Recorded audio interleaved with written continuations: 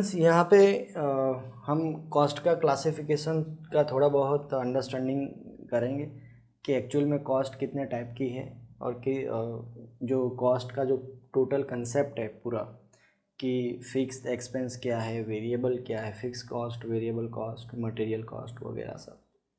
ठीक है, तो यहाँ पे मैं हेडिंग देता हूँ classification of cost.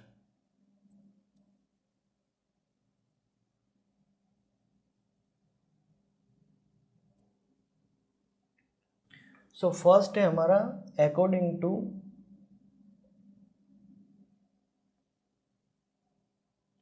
Element of cost. Second है अकॉर्डिंग टू फंक्शंस और ऑपरेशन। थर्ड है अकॉर्डिंग टू नेचर और बिहेवियर। फोर्थ है according to time.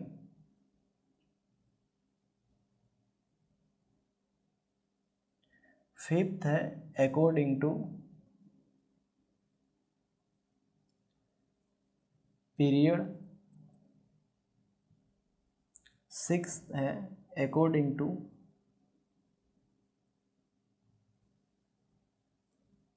Managerial decision making.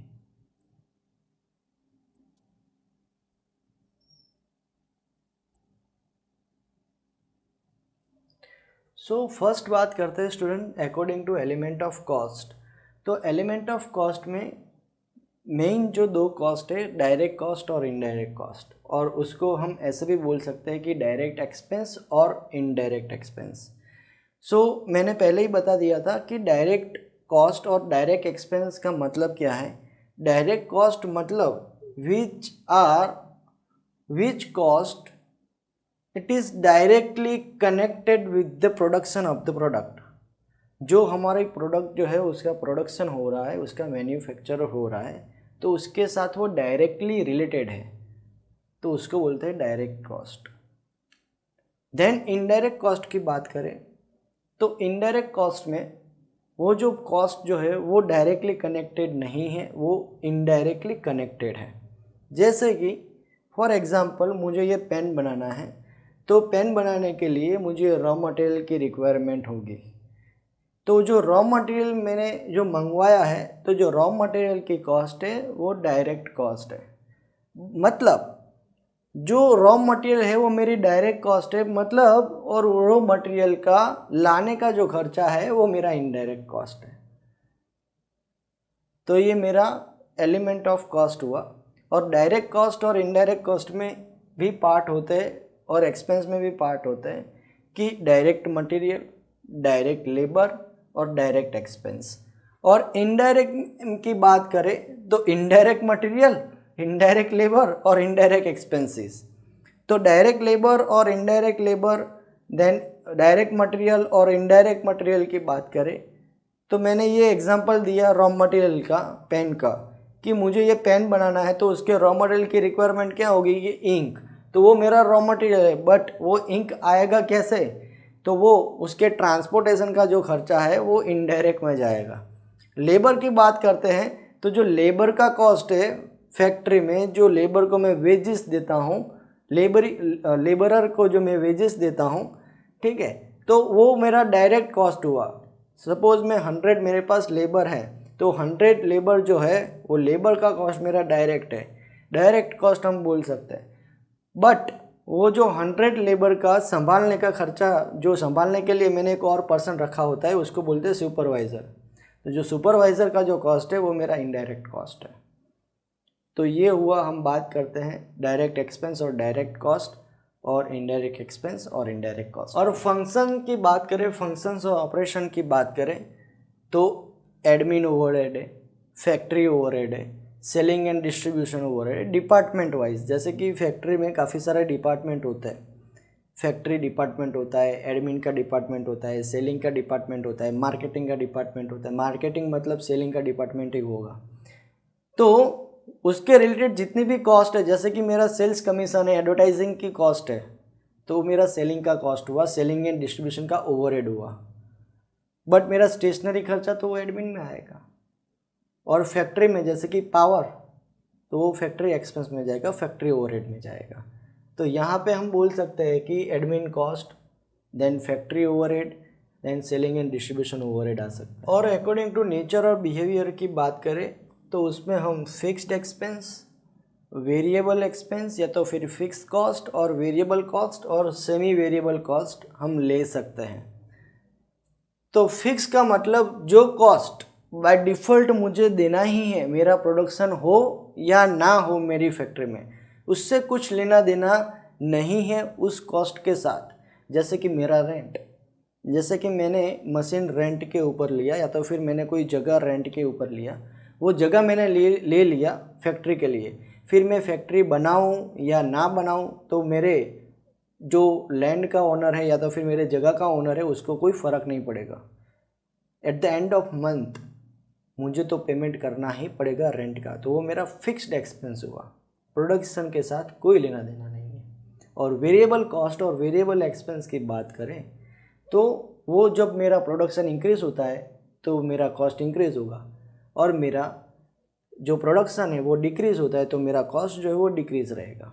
और सेमी वेरिएबल की बात करें तो हाफ ऑफ द एक्सपेंसेस मेरा फिक्स रहता है और हाफ ऑफ द मेरा एक्सपेंस वेरिएबल रहता है। जो मेरा शिफ्ट है, जो मेरा आउटपुट है, उसके साथ मेरा चेंजेस रहता है वो कॉस्ट का, तो उसको बोलते हैं सेमी वेरिएबल एक्सपेंस। और यहाँ पे स्टूडेंट अकॉर्डिंग टू फंक्शंस और ऑपरेशन में एक और ओवरहेड आप ऐड कर सकते हैं, जैसे कि स्टेटमेंट ऑफ कॉस्ट में वो नहीं है, कॉस्ट शीट में वो उसको जगह नहीं मिली है।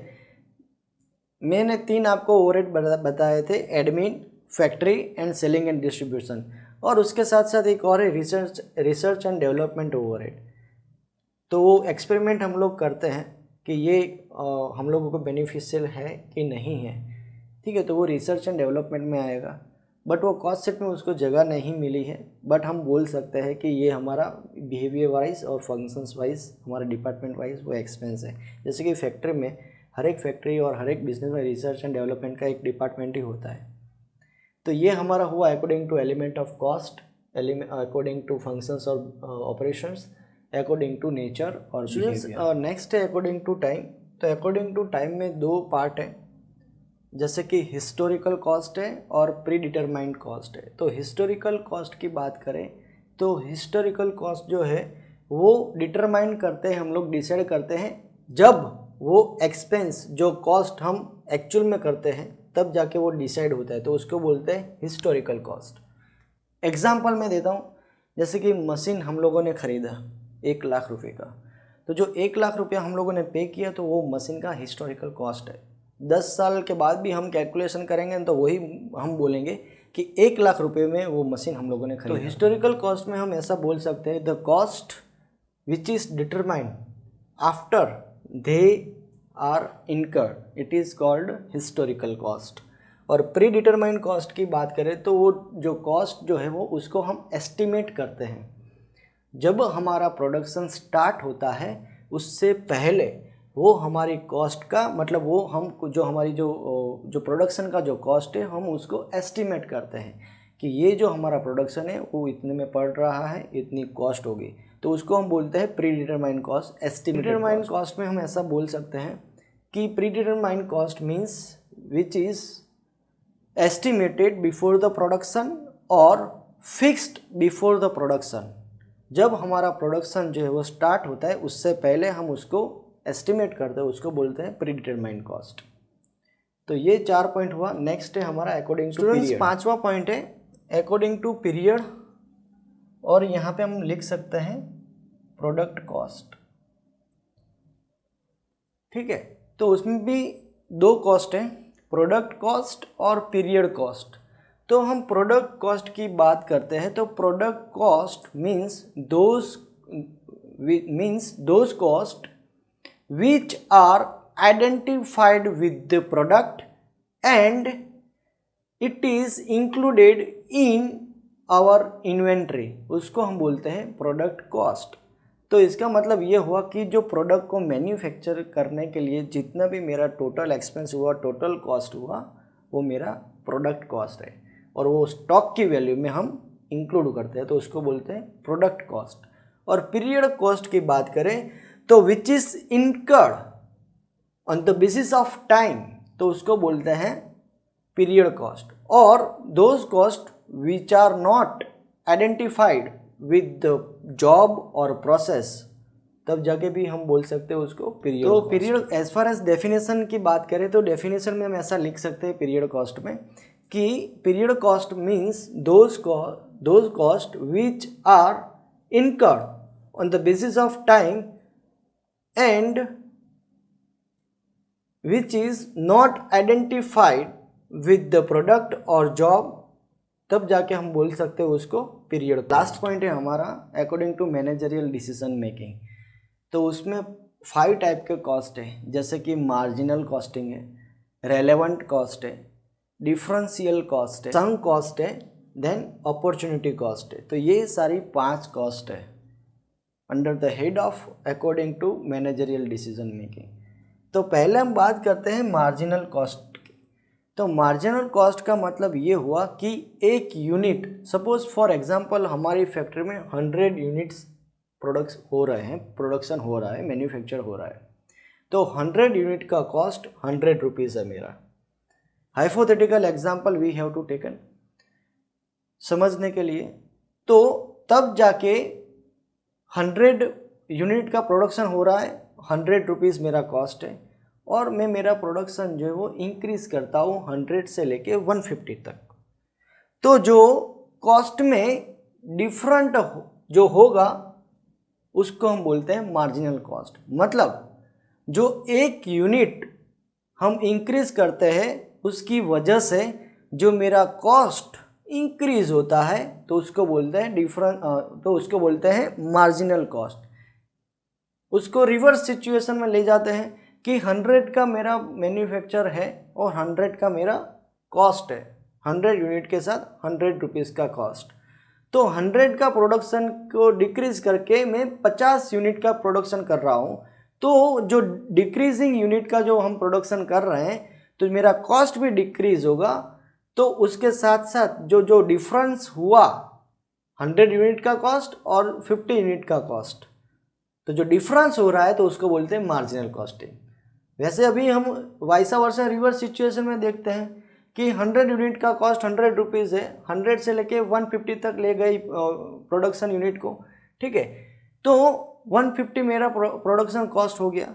तो जो 100 यूनिट का कॉस्ट था उसके सामने 150 यूनिट का कॉस्ट कितना है, तो जो डिफरेंस हुआ 100 और 150 के बीच में तो वो मेरा मार्जिनल कॉस्ट है। रेलेवेंट कॉस्ट की बात करें तो जो अल्टरनेटिव जो हम डिसीजन लेते हैं हमारी फैक्ट्री में, हमारे बिजनेस में, तो जो डिसीजन के साथ हमारा जो कॉस्टिंग में जो अफेक्ट रहेगा तो उसको बोलते हैं रेलेवेंट कॉस्ट। जैसे कि मेरे पास कोई प्रोडक्ट है और वो प्रोडक्ट जो प्रोडक्ट के लिए मैं एक इंक का ही एग्जांपल दूंगा कि मुझे ये पेन बनाना है, तो पेन के साथ मुझे इंक जो है मेरा रॉ मटेरियल है, ठीक है। तो जो रॉ मटेरियल मुझे 10 रुपीज़ में पड़ रहा है, जो मेरे क्रेडिटर जो मेरा लोकल क्रेडिटर है, बट उसकी जो क्वालिटी है वो थोड़ा डिफ़र है, उतनी अच्छी नहीं है, ठीक है। बट उसके सामने मैं 15 रुपीज़ खर्च करके मैं अच्छी क्वालिटी में मैं वो इंक में मेरी पेन में यूज़ करता हूँ, तो जो 15 रुपीज़ जो मेरा डिसीज़न क्या हुआ, मुझे 10 रुपीज़ वाला इंक नहीं चाहिए, मुझे 15 रुपीज़ वाला इंक चाहिए, तो वो मेरा अल्टरनेटिव है, तो मेरा डिसीज़न है। तो अगर मैं 15 रुपीज़ वाला इंक में यूज़ करूँगा मेरी मैन्युफैक्चरिंग पेन में, तो मेरा कॉस्ट वो इंक्रीज़ हो जाएगा। तो जो मेरा जो डिसीज़न लेने की वजह से मेरा कॉस्ट इंक्रीज़ हुआ तो उसको बोलते हैं रेलेवेंट। डिफरेंशियल कॉस्ट की बात करें तो डिफरेंशियल कॉस्ट जो तीसरा है, कोई डिसीज़न लेने की वजह से फैक्ट्री और बिजनेस में कोई कॉस्ट डिक्रीज़ हो जाती है, अच्छा डिसीज़न हुआ तो कॉस्ट डिक्रीज़ हो जाती है। जैसे कि वेस्टेज, तो वेस्टेज मेरा कम हो मुझे करना है, तो in which way I decrease my wastage in my factory, तो वो मैं स्टेप में मेरा जो स्टेप्स में मैं अप्लाई करूँगा मेरी फैक्ट्री में, तो वो सारे स्टेप जो है वो अप्लाई होंगे मेरी फैक्ट्री में, तो उसके जाके मेरा वेस्टेज जो है वो कम हो जाएगा। तो वेस्टेज कम हो जाएगा तो मैंने एक डिसीज़न लिया कि वेस्टेज क्यों हो रहा है, तो मैंने सारे फैक्टर्स ध्यान में रखे, तब जाके मेरा वेस्टेज कम हुआ। वेस्टेज कम हुआ तो मेरा जो कॉस्ट है वो डिक्रीज़ हुआ। वैसा वर्सा सिचुएशन लेते हैं कि उसके सामने मैंने कोई और डिसीज़न ले लिया, एडवर्टाइजमेंट ज़्यादा कर दी, तो एडवर्टाइजमेंट ज़्यादा कर दी तो उसके सामने मेरा कॉस्ट इंक्रीज़ हो जाएगा। ठीक है, तो कोई डिसीज़न लेने की वजह से मेरा प्रोडक्ट का कॉस्ट अफेक्ट करता है मेरे डिसीज़न के साथ, तो कॉस्ट इंक्रीज़ भी होता है, तो उसको बोलते हैं इंक्रीमेंटल कॉस्ट। और मेरा कॉस्ट डिक्रीज होता है तो उसको बोलते हैं डिक्रीमेंटल। स्टूडेंट संक कॉस्ट की बात करें तो ये पॉइंट को आप टिक मार्क कर लेना मोस्ट आईएमपी में। संक कॉस्ट की बात करें तो एज फार एज डेफिनेशन की बात करें, संक कॉस्ट का मतलब है those cost which are incurred in the past which is irrecoverable, इसको बोलते हैं संक कॉस्ट। जैसे कि मशीनरी परचेजिंग का कॉस्ट, तो वो हिस्टोरिकल कॉस्ट जैसा है, इसका सिनोनिमस है हिस्टोरिकल कॉस्ट। संक कॉस्ट और historical cost both are the same. Then opportunity cost की बात करें तो अपॉर्चुनिटी कॉस्ट का मतलब ये है कि मेरे पास दो ऑप्शन है मेरी फैक्ट्री में। फॉर एग्जांपल मेरे गाड़ियों बनाने की फैक्ट्री है, मारुति सुजुकी का एग्जांपल देते हैं। मारुति सुजुकी के साथ दो ऑप्शन है कि चाहे वो स्विफ्ट गाड़ी का प्रोडक्शन करे और चाहे वो सियाज जो है उसकी गाड़ी का प्रोडक्शन करे, सियाज गाड़ी का। उसके पास दो ऑप्शन है। सियाज की कॉस्ट 11 लाख रुपया, 10 लाख रुपया। स्विफ्ट की कॉस्ट 5 लाख, 6 लाख और 7 लाख तक वहाँ तक रहती है। डिमांड स्विफ्ट की ज़्यादा है एज़ कम्पेयर टू सियाज, तो ये डिसीज़न लेना होगा मारुति सुजुकी को कि उसको स्विफ्ट मैन्युफैक्चर करनी है या तो फिर सियाज मैन्युफैक्चर करनी है। एक साथ वो दोनों मैन्युफैक्चर नहीं कर सकता क्योंकि उसके पास लिमिटेड रिसोर्सेज है। हम हाइपोथेटिकल एग्जांपल ले रहे हैं अभी समझने के लिए, ठीक है। तो एक साथ एक टाइम के ऊपर वो दोनों गाड़ियों का प्रोडक्शन नहीं कर सकता कंपनी, तो कंपनी को एक डिसीजन लेना पड़ेगा as compare to market situation, as compare to company goodwill, as compare to product wise comparison, product wise demand, product wise cost, product wise income. सारे फैक्टर को ध्यान में रखने के बाद कंपनी ने डिसाइड किया उसको स्विफ्ट गाड़ी जो है वो बनानी है, मैन्युफैक्चर करनी है। तो सियाज गाड़ी को छोड़ के उसने स्विफ्ट गाड़ी बनाने का डिसीजन लिया कि मैं स्विफ्ट के साथ जाऊंगा, मैं उसका प्रोडक्शन करूंगा। तो जो सियाज गाड़ी मैन्युफैक्चर नहीं करने का जो लॉस है उसको बोलते हैं अपॉर्चुनिटी कॉस्ट, ठीक है। तो ये सारी कॉस्ट है हमारी 5 टाइप की, बस 6 टाइप के हेड है, उसमें काफ़ी सारे अंडर द हेड ऑफ काफ़ी सारे थोड़ी बहुत कॉस्टिंग है। तो ये क्लासिफिकेशन ऑफ कॉस्ट करते हैं, अंडरस्टैंडिंग करते हैं थोड़े बहुत method of costing.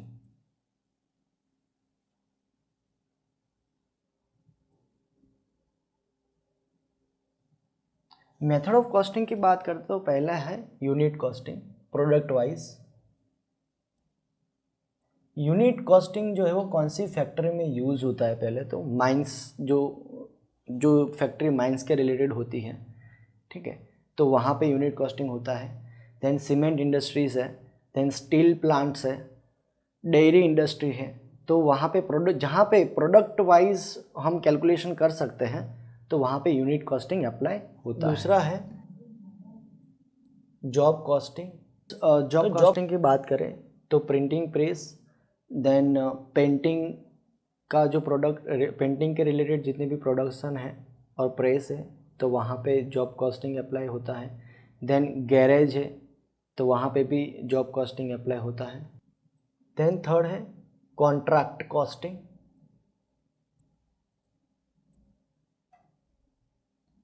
Contract costing जो है वो कहाँ पे अप्लाई होता है?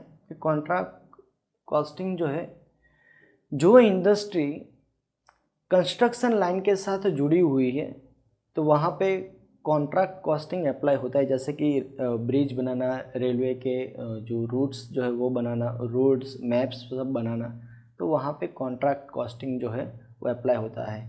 सिविल के साथ जो इंडस्ट्री जुड़ी हुई है, सिविल इंडस्ट्रीज, जैसे कि कोई बिल्डिंग बनाता है, ठीक है, तो वहाँ पे भी कॉन्ट्रा कॉस्टिंग अप्लाई होता है। फोर्थ है बैच कॉस्टिंग।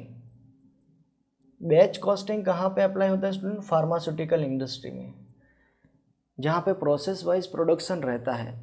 जैसे कि सॉप हम बनाते हैं तो वहाँ पे बैच कॉस्टिंग भी रहता है और जॉब कॉस्टिंग भी रहता है। फार्मास्यूटिकल कंपनीज जो है वहाँ पे बैच कॉस्टिंग, क्योंकि प्रोसेस वाइज हम जो है वो प्रोडक्ट एक प्रोसेस के साथ दूसरी प्रोसेस में जाती है, तीसरी प्रोसेस में जाती है, फोर्थ प्रोसेस में जाती है, देन काफ़ी सारी प्रोसेस होती है, then end of the process हम जो है प्रोडक्ट को मैन्युफैक्चर करते हैं। तो वहाँ पे बैच वाइज हम नंबर देते हैं, ठीक है, प्रोसेस वाइज हम नंबर देते हैं। तो वहाँ पे फार्मास्यूटिकल इंडस्ट्री ज़्यादातर बैच कॉस्टिंग अप्लाई करती है। देन प्रोसेस कॉस्टिंग है।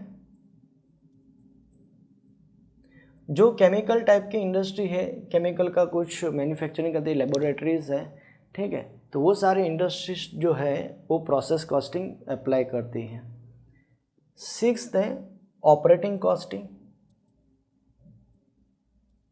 जो इंडस्ट्री टूरिज्म के साथ जुड़ी हुई है, ट्रांसपोर्टेशन के साथ जुड़ी हुई है, तो वहाँ पे ऑपरेटिंग कॉस्टिंग अप्लाई होगा स्टूडेंट। जैसे कि टूर का हम पैकेज बनाते हैं, और या तो फिर हम ट्रिप करते हैं अहमदाबाद से बड़ौदा, बड़ौदा से अहमदाबाद आने जाने का खर्चा हम कॉस्ट लगाते, तो वहाँ पे ऑपरेटिंग कॉस्टिंग अप्लाई करें। लास्ट है मल्टीपल और कंपोजिट कॉस्टिंग। मल्टीपल और कंपोजिट कॉस्टिंग। मल्टीपल और कंपोजिट कॉस्टिंग की बात करें तो मोबाइल इंडस्ट्री है, हार्डवेयर इंडस्ट्री है, तो वहाँ पे मल्टीपल और कंपोजिट एक साथ काफ़ी सारे कॉस्टिंग की मेथड्स अप्लाई होगी। तो ये सारे मेथड ऑफ कॉस्टिंग है कि कौन सी इंडस्ट्री में कौन सा कॉस्ट अप्लाई होता है। तो ये आप लोगों को याद रखना है, 1-2 मार्क MCQ में पूछे जाते हैं। तो ये 7 पॉइंट है, तो ये आपको याद रखना है।